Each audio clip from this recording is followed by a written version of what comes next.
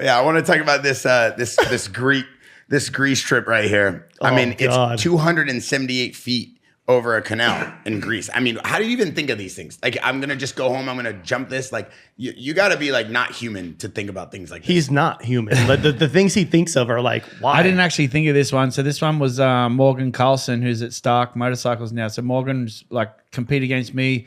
Was one of our judges at Red Bull X Fighters all the time. Yeah. And all around just a badass dude. But he hit me up. He's like, hey, Matto. He was working he's a hustler guy. So he was like freelancing for Red Bull at the time. He's like, yeah, there's this talk of this jump that a couple of guys had talked about. He I went and looked at it. He goes, there's the only person that's going to jump it is possibly you. And I was like, oh, yeah, he's telling me about it. So I Googled it. I'm like, I don't know, man. He's like, just come and have a look at it. So I went and looked at it. And I was like, dude, like this just doesn't sit right with me. You know, I was like, it's not my vision. It wasn't your vision, your idea. My vision, I'll do it. But it's like, it's not mine. So I'm like, I don't know, man. So I just kind of left it on the shelf. And then I was traveling from Parts Unlimited. I was with Victor Sheldon cruising across like middle America, and we just shitballing the car. And he's like, yeah, Matt, is there any like jump you've said no to? And I was like, yeah, only one. And I was like, the Corinth Canal.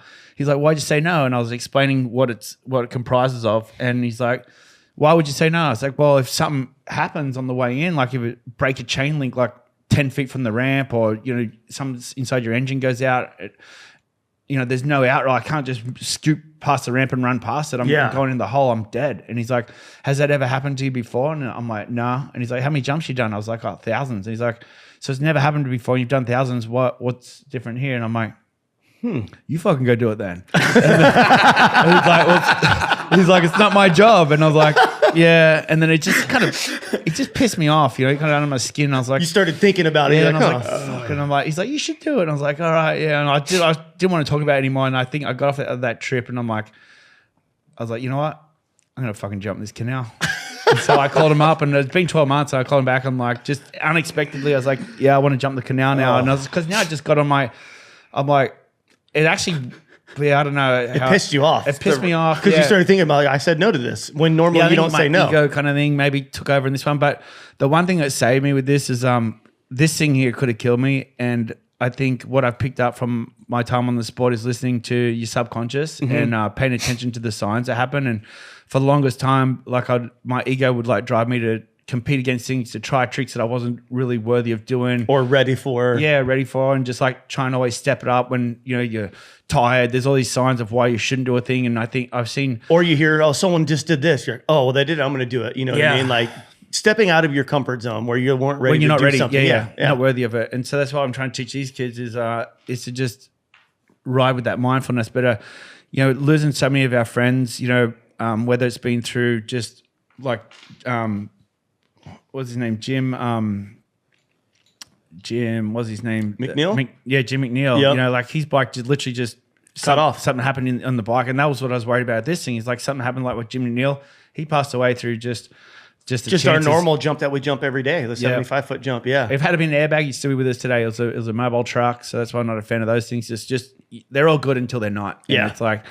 Until you know better. Yeah. But then I've seen a lot of other friends like have their ego push them to do things where they didn't have to do what they were doing at the time. And if they hadn't have just been pushing themselves so gnarly for no reason, they would have been fine. They'd still be here. So that's like, I'm like surfing that thing like, oh, something could happen. It's out of my control. Is my ego pushing me and I don't have to do this? And so like trying to surf that wave and ultimately this jump thing, I went and saw Paul Check because when I jumped the building jump in Las Vegas, I was like, is this my ego or is this like something that I'm meant to do? And it was troubling me because I didn't have the answer, and I was like, I remember you were searching for a while. Like you were like, it was like you were almost lost for like a year. Yeah. And I was like, it was seriously like, yeah, he puts so much thought into what he's going to do. And it's like, I've never seen someone overcome so many signs of saying, no, don't do this. And then him making a positive out of it and doing it.